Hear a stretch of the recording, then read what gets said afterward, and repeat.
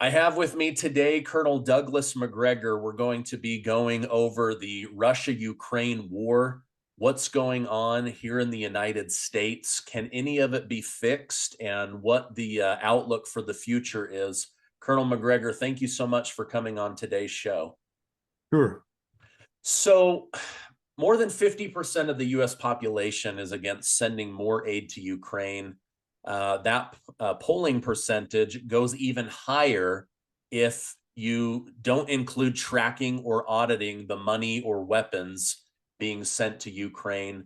Does Washington, D.C. regularly ignore the will of the American people in Oh, place absolutely. of the will of the top people in Washington, D.C.?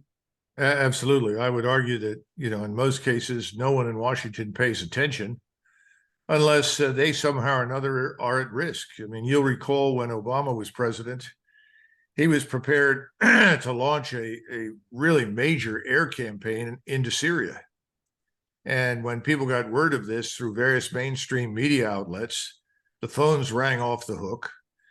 Members of Congress were deluged effectively with letters and statements and pleas for, we don't want to be in another war. We don't like where we are now. We want to get out.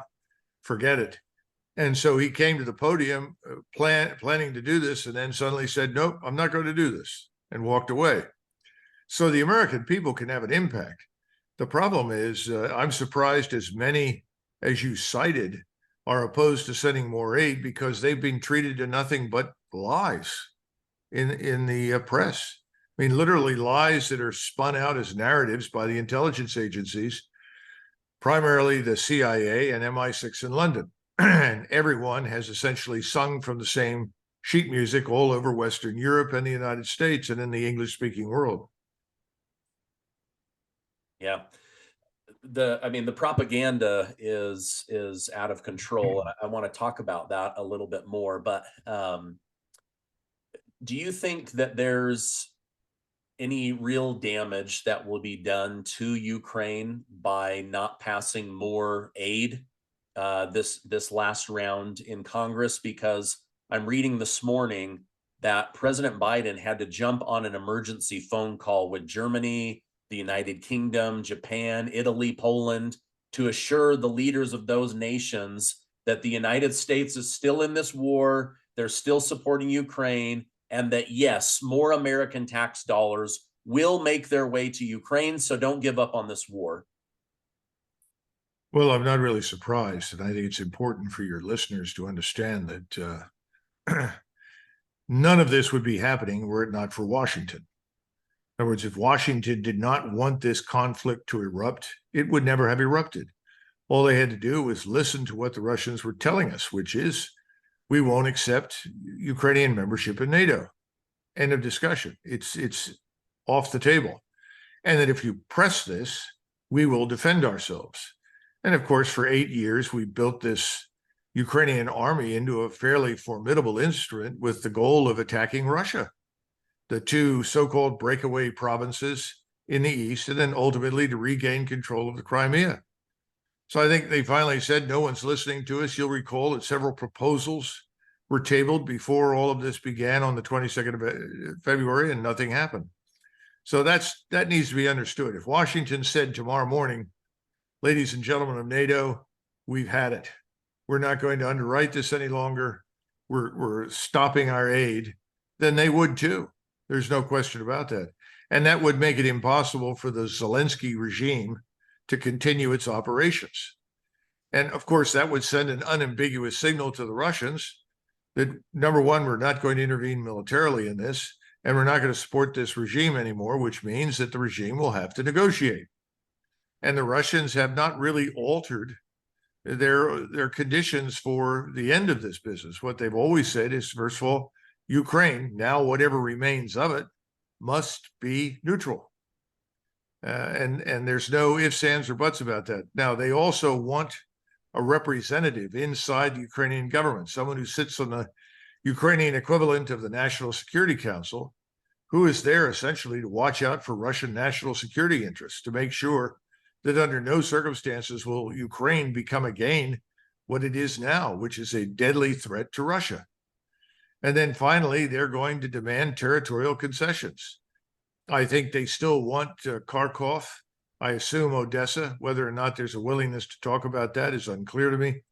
But certainly all of the territory that they currently hold in Kharkov will have to return to Russian hands. And note, I say return because those areas have always been Russian, full of Russians, filled with Russian speakers, never permanently part of Ukraine or this entity, this regional state we call Ukraine.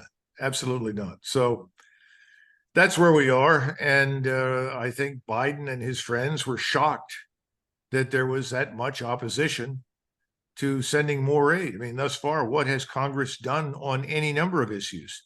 Border, immigration, the war in Ukraine, Social Security, Medicare, Medicaid, 2,000 income transfer programs we call welfare. What have they always done? Nothing. Nothing. And that's why we called a uniparty. It was interesting to listen earlier today to some Republicans talk about the border and act as though they were so upset and concerned about it. Well, where were they 2 years ago, 3 years ago, 10 years ago? Yeah, it's a lot of nonsense. I think the American people will come around to figuring all of this out, but I think it's going to take some more pain, which I think is coming. You know, we're on the pain train when it comes to the financial system and the economy. No question. It's the only question of when does the engine seize up, and everybody then says, "Oh, we got to get off."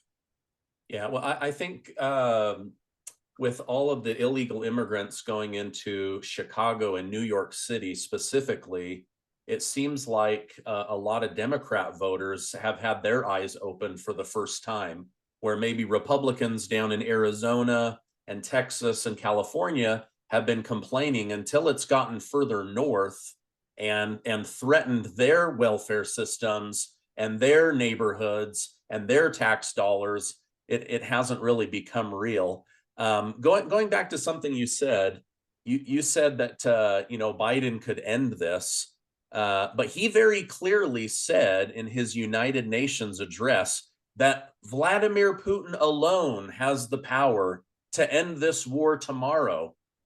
But that's not true. So why would he say things like that? Is he hoping the American people aren't listening or that we're stupid? Well, he's trying to maintain the fiction that Russia is something that it is not. He keeps sort of depicting President Putin and his government as some sort of authoritarian, anti-Western, anti-democratic regime. That's not really true. This Russia has nothing in common with the Soviet Union. It has a little bit in common with Tsarist Russia. They have a stronger central authority because historically, the largest country in the world, Russia, has needed that strong central authority to survive. But otherwise, it is by no means the sort of satanic entity that the Biden administration and its supporters claim. Far from it. In fact, if you were going to make that argument, you have to turn to Ukraine, where you can find plenty of evidence for that sort of satanic character. The Russians have acted very defensively throughout this entire thing. You recall when they went in, they only went in initially with 90,000 troops. Then they began increasing those numbers as it became clear that no one would negotiate with them. When it was finally obvious that any further negotiation was impossible after Boris Johnson showed up in Kiev and told everybody on behalf of Biden, we're going to support you as long as it takes, no matter what, then the Russians said, well, this is not going to work. And so the small army that everyone was claiming was incapable suddenly went on to the defensive. And that started in the fall. They're up to almost 1 million men under arms now. The army has transformed. They're better equipped than they've ever been. This is a much more lethal force than anything Russia fielded in the 1980s.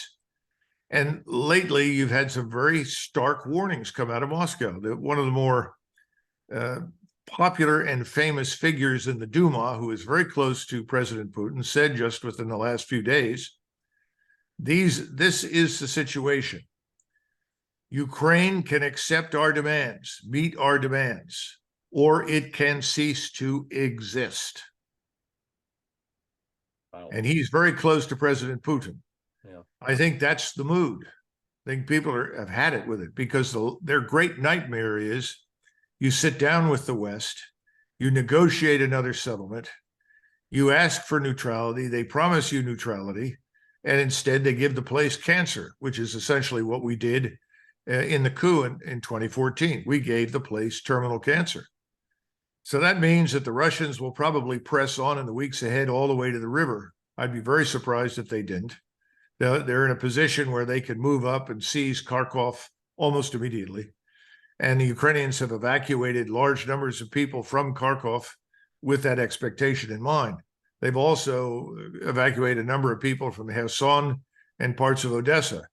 It may be that the Russians will cross the river while the river is very low, move over into Western Ukraine and down into Odessa. I don't know. They have the capability to do this. Remember, Putin has been reluctant to do it for three reasons. Number one, he didn't want to provoke intervention from the West because he doesn't want to go to war with us. I mean, imagine that. What a novel idea. I wish people in Washington shared that view. Secondly, he didn't want to take heavy casualties. He decided, let's wear out these Ukrainians first, and that's where they are now, completely worn out. But I don't think he or his generals ever thought that the Ukrainian forces would hurl themselves relentlessly into these defenses, which they had absolutely no chance whatsoever of cracking. I think they're amazed. And right now, if your viewers have paid any attention, you got to look for it, but you can find it. There are mass desertions. Mass surrenders are occurring up and down the line. Ukrainian soldiers are tired. They're exhausted. They've been shot to pieces. The people that are out there now are probably the least trained soldiers that Ukraine has ever fielded. These are effectively civilians who a few weeks ago were conductors on trolleys, driving buses, teaching school, cleaning streets. Welcome to the Ukrainian army, and off you go to the meat grinder.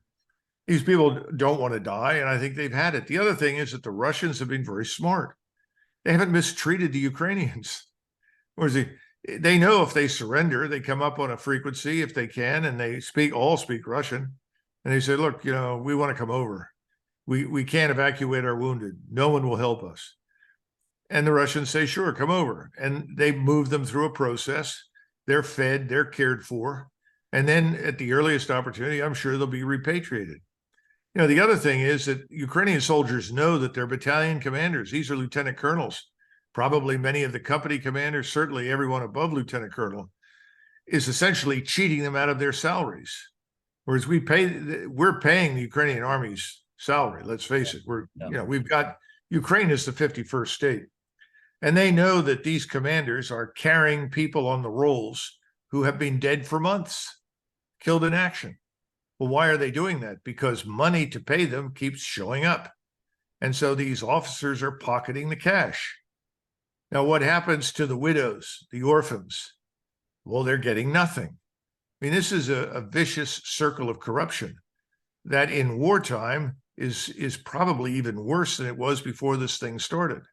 So Ukraine is a completely dysfunctional state. If you're looking for an example of a failed state, this is it. And we're keeping the failed state safe on life support. Ukraine is a failed state on life support. That's about it. But that's also for theater here. Remember George Kennan, and many of your viewers will remember that name. He was a brilliant man, and he shaped in many ways our thinking about foreign policy, certainly at the outset of the Cold War. He warned against the folly of helping Stalin. He told everyone that was insanity. We'd pay a terrible price for it. No one listened. Finally, after Roosevelt died and Truman met with Stalin, he figured out that Kennan was right. And Kennan accurately assessed and analyzed the Soviet Union. He also made it clear that the way to defeat the Soviets was not in a head-on attack. It was to contain them. Now, he didn't say contain communism everywhere because he knew communism everywhere wasn't the same. But he knew that containing Russian communism, the Soviet Union, was important. And of course, it worked. It fell apart. And he was still alive when his prognostications finally came true. But Kennan used to complain that we do things in foreign policy really to make ourselves feel good about ourselves. We don't do things for rational reasons. Rationality would have dictated an end to this terrible conflict months ago. So why does it go on? Well, you've got a lot of people that can't retreat from bad policy stances. We'll support you till the bitter end. Well, why? Why is Russia our enemy? Oh, yeah, Russia's our enemy. Really? What have they done to us lately? Oh, well, they're always bad. This is the sort of blatant stupidity that has been easy to sell in the United States, because in the world I grew up in, Russia was the enemy. The Soviet spies always spoke with a Russian accent. We knew who the enemy was. That all went away in 1992. Russia is a great power. Russia has much more in common with Tsarist Russia than it did with the Soviet Union, and Tsarist Russia was not an evil place. So this is all nonsense that needs to go away. Unfortunately, it's deeply rooted, and the politicians won't abandon it, because if they abandon it, they might be held accountable. Now, I think the accountability issue is probably more likely to occur in Europe before it happens here. We've already begun to see that. We had these elections in Slovakia. We now have a prime minister in Slovakia who is dead set against this Ukraine war, wants to end it. He is the tip of a very large iceberg. And I think in Germany, France, and many other countries, we're going to see turnovers in government. Now, I'm not saying that one turnover and everything comes up roses, but I think we're in for a long, bumpy ride in Europe. And I think we're going to start one here as well, because all the proverbial chickens are coming home to roost. Yeah. All the things we've ignored, all the mistakes we've made, everything, it seems to be coming together in a kind of perfect storm. Yeah. No, I agree with you. Poland's having a change of heart. Slovakia has this new person in charge. Germany and France, they're unhappy. America's unhappy. We could have another Trump time. We could have an RFK. Lots could change. I don't know if you saw this or not. It took thinking about it for a minute to sink in, but on the one hand, you and I see that Russia's growing, that they're building this army, they're pumping out ammunition and weapons 24 hours a day. But then over in Ukraine, they're saying, listen, with only 5% of your defense budget, we've done more with your money than the US military could do. That's how good we are. We've taken out half of the Russian army with 5% of your budget.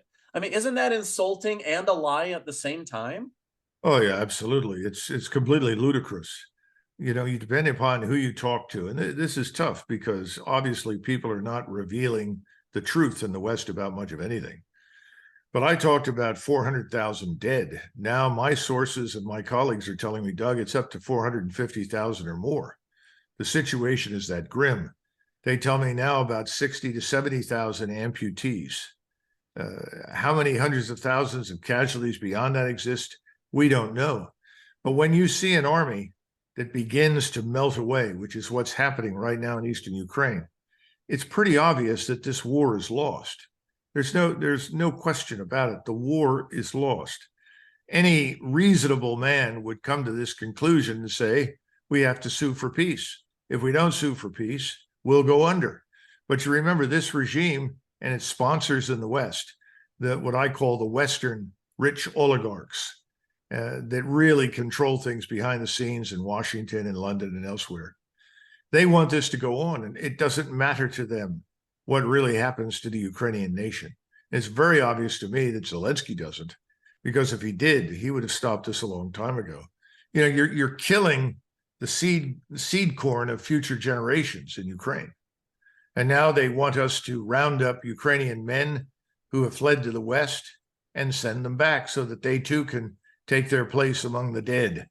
No, this is insanity. And Americans would never do this. They would have intervened and said, this is wrong. We've got to stop. We're not that bad. We do have some humanity left in us, but it's not in Washington.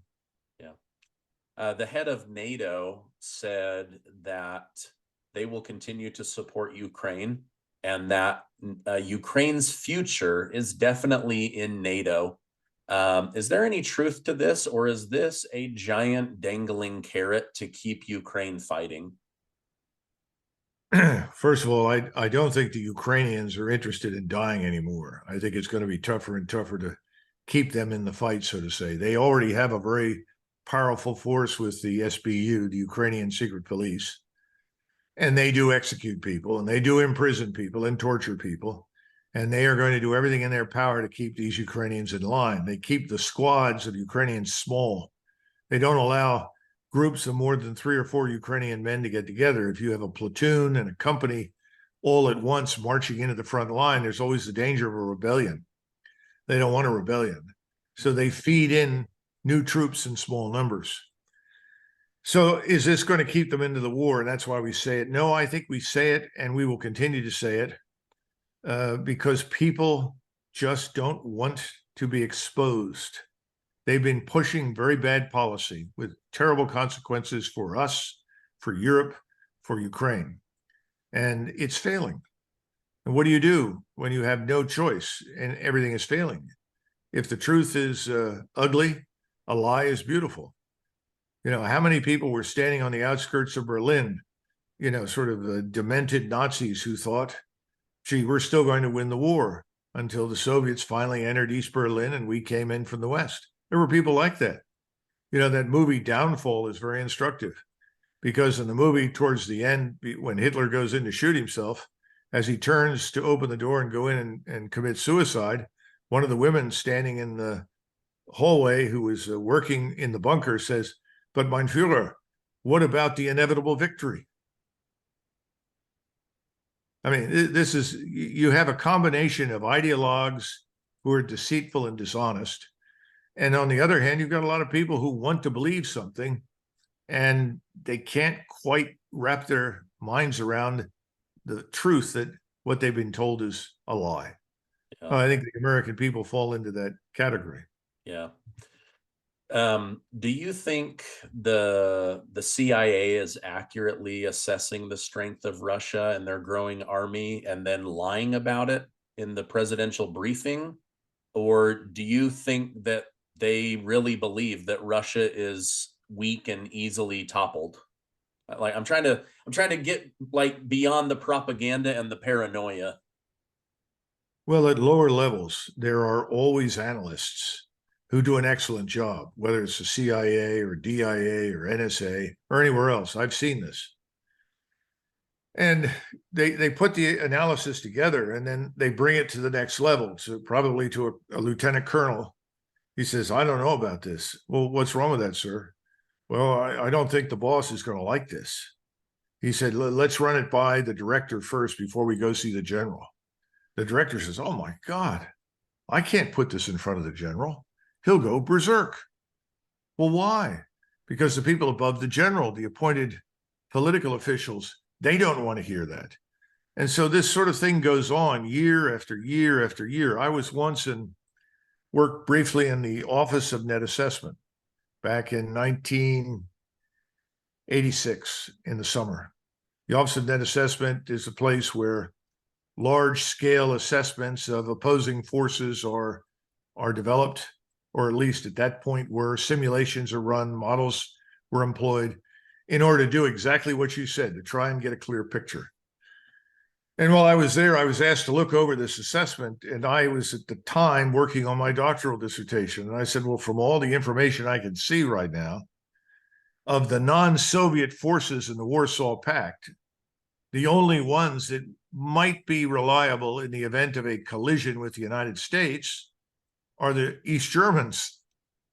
The Poles, the Czechs, the Hungarians, they're not really interested in fighting, and they'll probably not fight, or at least try not to fight if there's a war.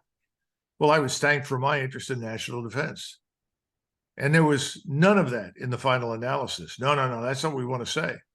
We were talking about justifying budgets, massive outlays for defense, for all sorts of equipment. But in truth, this thing called the Soviet mastodon, the great power of the world, was already on the skids. There were many people who recognized that. The question that everybody wanted to answer is, well, when does it fall apart? It's sort of like the proverbial black swan in economics and finance. People say, well, all right, I agree with you. The 10-year Treasury interest rates are rising. This is very dangerous. This means that all of the old treasuries that were bought years ago at very low interest rates are now liabilities, so-called unrealized losses. What are we going to do about those? Well, eventually got to get rid of them. They're worth nothing now. Well, how do you do that? Well, this is a difficult situation that we're now in. There are lots of banks in the United States confronting this problem. It's a problem overseas and around the world. It's the same thing. Well, did anybody step forward and say, this might not be a good idea. We might want to sell these off now and shift our interest bearing money into other markets and other things? I'm sure they did, but it wasn't welcome news. There's a book by John Kenneth Galbraith. So it talks about financial crises, a history of financial crises. He says this, you have people at the top who are not there because they've demonstrated remarkable character. They're there because they went along. And they're fine until there's a real crisis. Yeah. And then they all have to go away because they can't cope. We see that in the banking system. We see it in finance. We see it in the military. We see it in politics. I think that's where we're headed right now. I can't predict which day, which week, but I think things are going to get pretty dicey here. Yeah. And I think Americans sense it. Yeah. Yeah. I think they're feeling it. Like you say, the pain train is on the move, and they're starting to feel it in different areas, whether it's, hey, who are all these people showing up? Or, man, I can't afford the groceries that I used to. Or, great, now interest rates are above 5%. I've got no money to earn any interest on. Well, it's very interesting when you look at something like illegal immigration. People are now becoming, finally, after all these years, much more sensitive to it than I can remember for 2 decades. And the official number of illegals inside the United States, it's the consensus number. That's what people tell you in the mainstream media is, well, there's 7 million, maybe 8. Well, that's all nonsense. All you have to do is cloister yourself privately with people in Homeland Security, talk to people down the Border Patrol, talk to people in Washington who are involved on the periphery of these things. They'll tell you, well, there are probably 28 million in here. But do we really know? It may be more. The truth is, we don't know. But you throw out a number like that, and everybody's, oh, well, that's outrageous. That can't possibly be. Well, I've got news for you. There's a reason the mayors of, as you pointed out, in Chicago and New York City are saying, I need tens of millions of dollars to house all of these so-called migrants. Americans are also saying, well, while you're trying to do that, where are you going to put them to work? Who's going to employ these people? And if we were to have a significant recession or even depression, then matters are much worse because we've taken on this additional responsibility that we can't handle.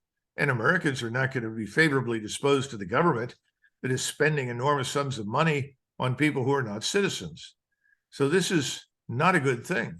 I mean, people say, well, they're not a big burden. Well, we have 27 million people roughly that we think are without health insurance. Maybe it's more. I don't know. How many people coming into the country have health insurance? Well, we know the answer to that question. Well, then how do they get help if they need it? Well, they go to emergency rooms. And we don't turn people away. We have to treat them. But that's not cost-free. And those are the complaints that you're hearing now from the states, from cities. It's all finding its way back to Washington. But this is the sort of worst kind of irrational management. It's emotive. It's not founded on any logic that makes any sense. And that's the same thing with the Ukraine war. This was all an emotional response by the committed ideologues that hate Russia because it's an Orthodox Christian state with a Russian national identity that doesn't want to open its borders to anyone and allow anyone in. Well, that's why they hate Hungary. That's why the Poles are currently, receiving heat, and the Slovaks and others. These are societies where people have said, well, look at Germany. What a catastrophe. Look at Sweden. The Swedish prime minister is talking about using the army to try and regain control of Stockholm and other cities from the so-called, migrants or refugees that have been invited in. Well, this is a catastrophe. The rule of law is breaking down. And when that breaks down, your civilization is in severe trouble. I think that's where we are. And I think Putin is watching this from a distance. He and his advisors, I think they know that. Perhaps they're waiting for things to get worse before they finally move. I don't know. But at some point, they're going to have to come to the conclusion, I suspect, that no one is going to show up and negotiate much of anything, in which case they'll have to decide the issue the way they'd rather not, with military power. Yeah. Yeah. Couple more questions, and I'll let you move on with your day. I'm sorry for ranting and raving today. I'm a little depressed by where we're headed. Hey, I feel it every day. My wife's like, "How do you read this every day and not get depressed?" I was like, "Well, I just, you see that corner right there? I'll just go suck my thumb in that corner for a minute." But okay, coming back home to the United States. I know the military tries to stay apolitical because at any given time they could have a commander in chief that's a Democrat or a Republican. Do you think General Milley's swipe at Trump, calling him a wannabe dictator, do you think that was political or personal?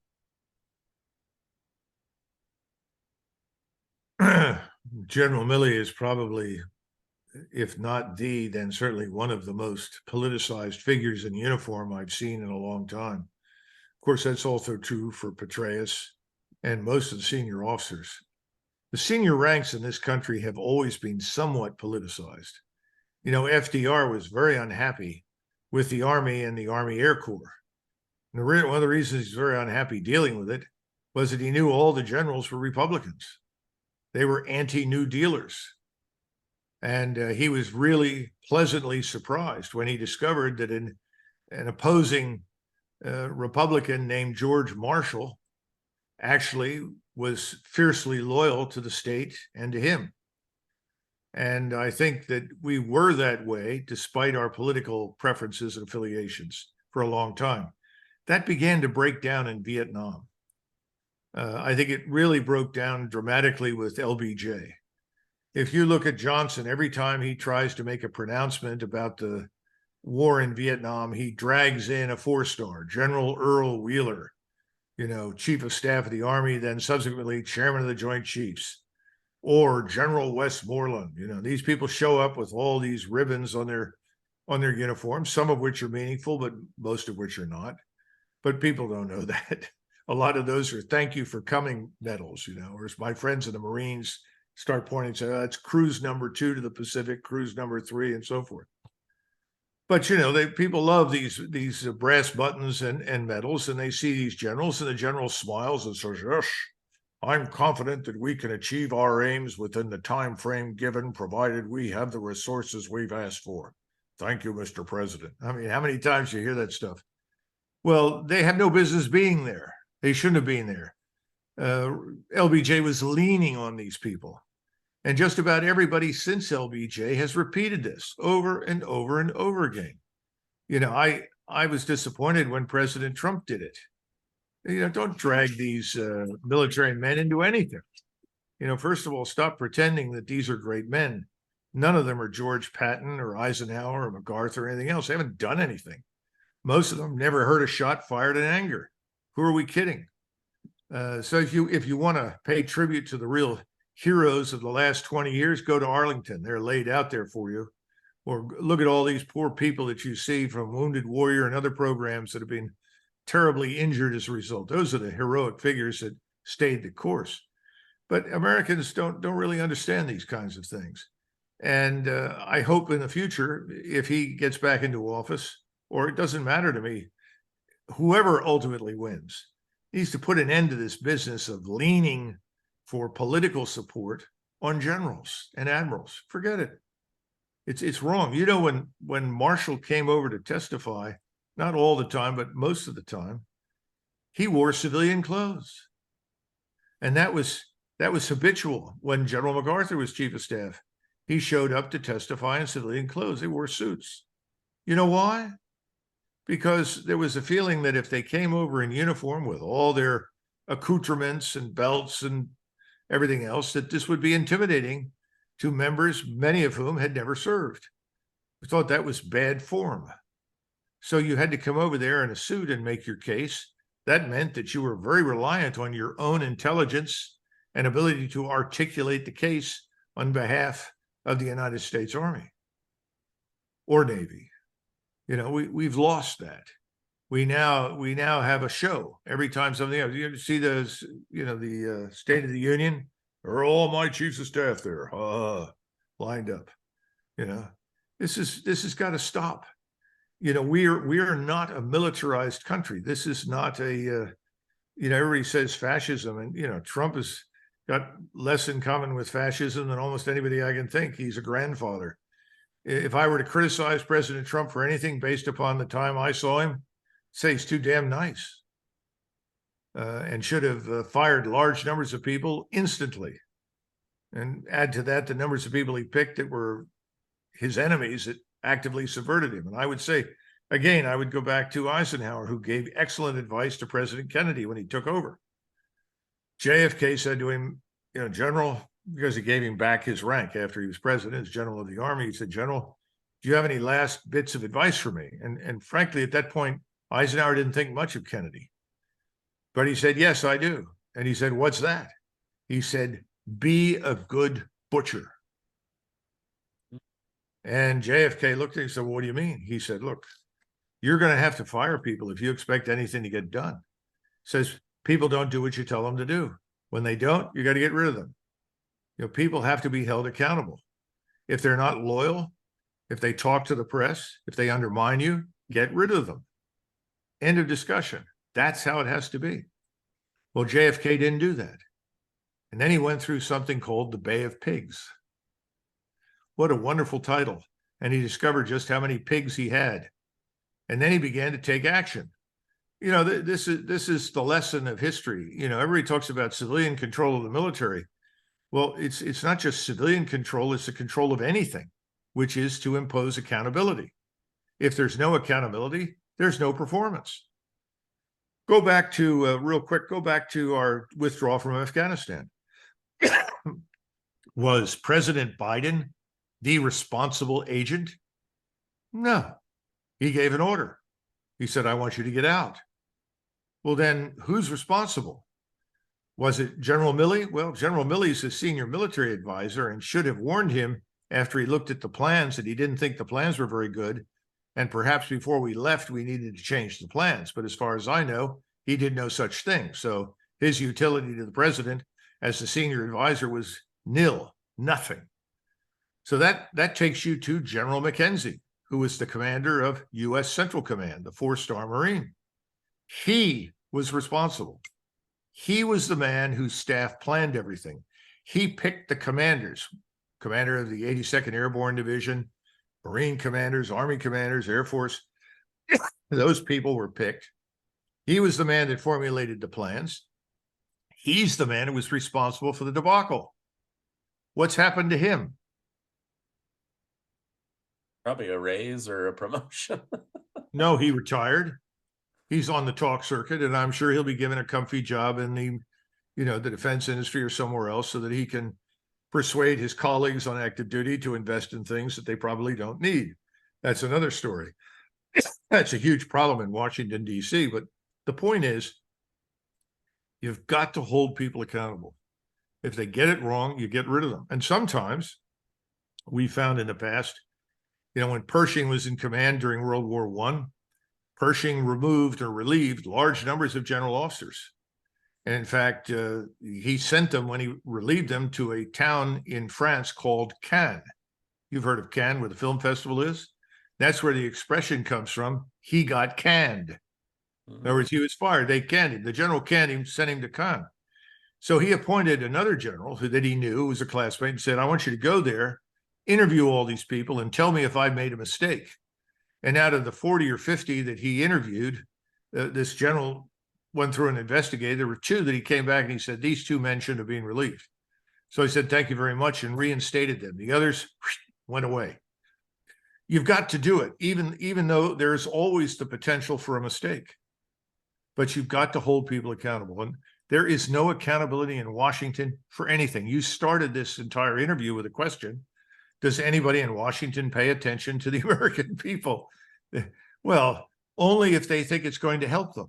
If they think by subsidizing something in their district or getting somebody a job who is in their district, or their senators from a state and bring a new defense industry into the state, That's their view of what they're doing to help their friends. But remember, they're helping themselves whenever they do it. There's no such thing as altruistic behavior in Washington.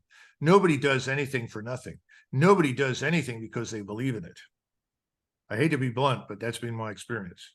Yeah, well, you have a lot more experience in Washington, D.C. than 99% of the people watching this. Colonel Macgregor, thank you so much for coming on and sharing your wisdom and these updates. I know the people that watch appreciate your time and all the effort you put into staying abreast with everything that's going on. Thank you again for coming on. Sure, my pleasure. Thank you, Steve. Oh, really quickly, before you have an article coming out in the Conservative. If I can get that in time, I'll put it down below. But just tell us really quickly what that article will be about. Well, it's in the American Conservative, and it effectively tells the American people what the true state of affairs is in Ukraine. And then it tries to explain that there are plenty of people in Europe who are walking away from this. It's only a matter of time. Orban is no longer alone, and others will follow his example. But we have to understand that our government now faces a very stark choice. Either we admit that Russia has legitimate national security interests in Ukraine, suspend the aid, and set the stage for peace, or we risk being dragged into a regional war. Because once the Russians move, we have no idea how far that will go and what it will cause. We don't want an overreaction. We don't want this thing to widen. That would be a catastrophe. That was Orban's warning from the very beginning. We need to scale it back. We need to contain it, separate ourselves from it, and then ultimately stop it. He was right. That's what we should be doing. This is the last thing that we in the United States and the West need, is a regional war with Russia, especially since we and our European allies are not prepared for it, and the Russians are. Okay. Yeah, if I can, I'll put that link down below. If not, go search that article. But I'm excited. All the articles that your team has sent me, I have found so insightful. So I wanted to make sure to bring that up before we let you go. Thank you again for coming on, and have a great rest of your day. Same to you, Steve.